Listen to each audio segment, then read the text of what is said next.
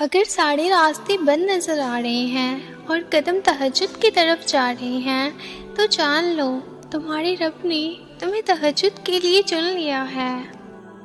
وہ محض اس لیے تمہاری نگاہوں سے راستوں کو اوجھل کر دیتا ہے تاکہ تم اسے منانے کے لیے تہجد تک آؤ۔ وہ چاہتا ہے میرا بندہ رات کی خاموشی میں مجھ سے ہم کلام ہو اور میں سکون سے رات کی خاموشی میں اپنے بندے کو سن سکوں۔ وہ فوراً تمہیں چن لیتا، وہ فوراً تمہاری سن لیتا تو کیا تم تہجد کا مزہ چکھ پاتے، اس کی محبت کی لذت، قبولیت کی اہمیت جان پاتے؟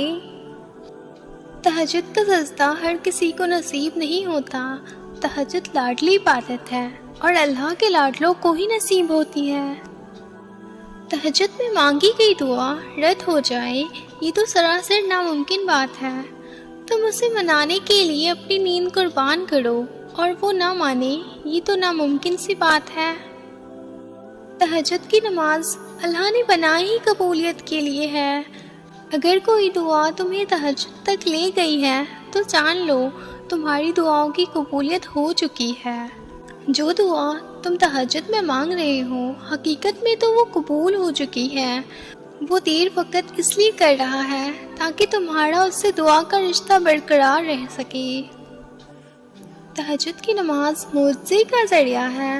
جب تمہیں سارے راستے بند نظر آتے ہیں تب بھی وہ ایک راستہ کھولے رکھتا ہے اور وہ ہے تہجد کا راستہ۔ تہجد تمہیں اللہ کے قریب کرنے کا ذریعہ ہے۔ تہجد تو اللہ کو حال دل سنانے کا بہترین ذریعہ ہے کہ جس کو لگ جائے ایک بار تہجد کی لگن پھر اسے اپنے رب سے ملاقات کی لگن لگ جاتی ہے۔ سجدے تو بعد میں آتے ہیں، تہجد کی صرف نیت کر لینا ہی اللہ کو راضی کر دیتا ہے۔ تہجد وہ نماز ہے جس کے بارے میں رسول صلی اللہ علیہ وسلم نے فرمایا کہ اس نماز کی محض نیت کر لینے کا ہی اتنا اثر ہے کہ اگر کوئی تہجد کی نماز پڑھنے کی نیت کر کے بستر پہ لیٹا اور سو گیا کہ کچھ دیر بعد اٹھ کر پڑھیں گے لیکن اس کی نیند نہ ٹوٹ سکی تو اس کے لیے صرف نیت کر لینے کا ثواب ادا کی ہوئی نماز جتنا ہوگا۔ جس نماز کی بس نیت کر لینے کا اتنا بڑا اثر ہے تو پھر سوچو تمہارے سجدے کیا کچھ نہیں کر سکتے ہیں۔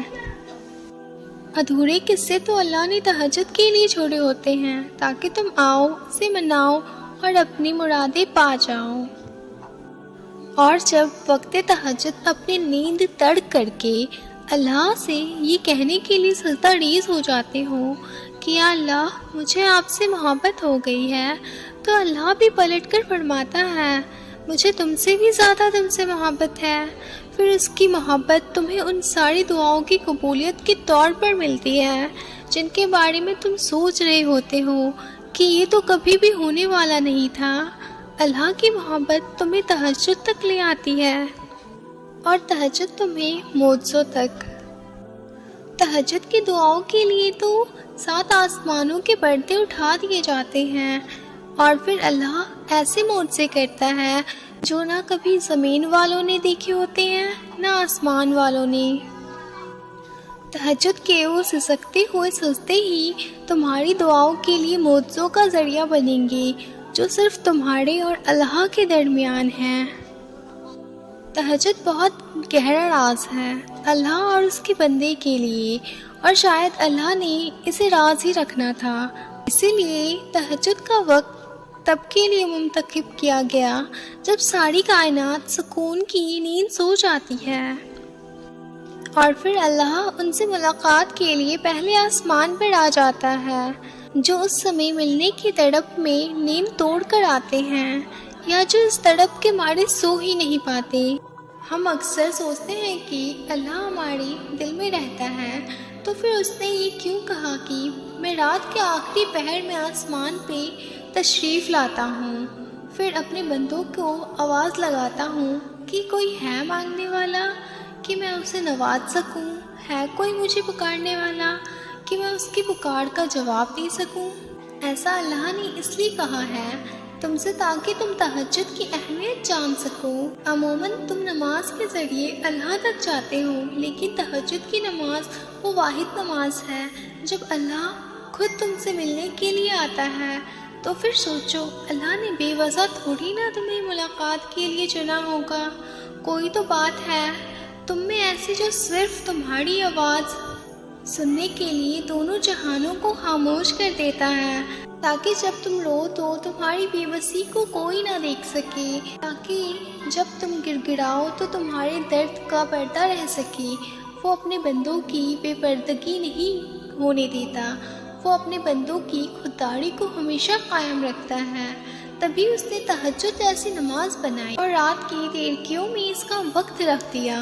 نہ کوئی شرط رکھی، نہ یہ عبادت فرض کی، بس کہہ دیا کہ محبت کھینچ لائے جب یہاں تک تب آ جانا، کوئی پابندی نہیں ہے۔ جب دل کرے مجھ سے ملنے کا، مجھ سے باتیں کرنے کے لیے چاند تلے بیٹھ جانا، جب سو نہ سکو تو میرے ساتھ رات بھر جاگتے رہنا۔ تو پھر یقین رکھو، انکار کرنے کے لیے تھوڑی نہ اللہ ملاقات کے لیے جتن کرتا ہے۔ تہجد ہی تمہیں کن تک لے جائے گی۔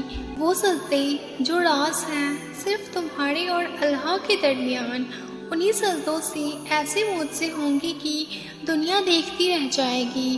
جب تم اس کی محبت میں اس کا پسندیدہ کام کرنے لگتے ہو تو پھر وہ بھی تمہاری محبت میں تمہارا پسندیدہ کام کرنے لگتا ہے۔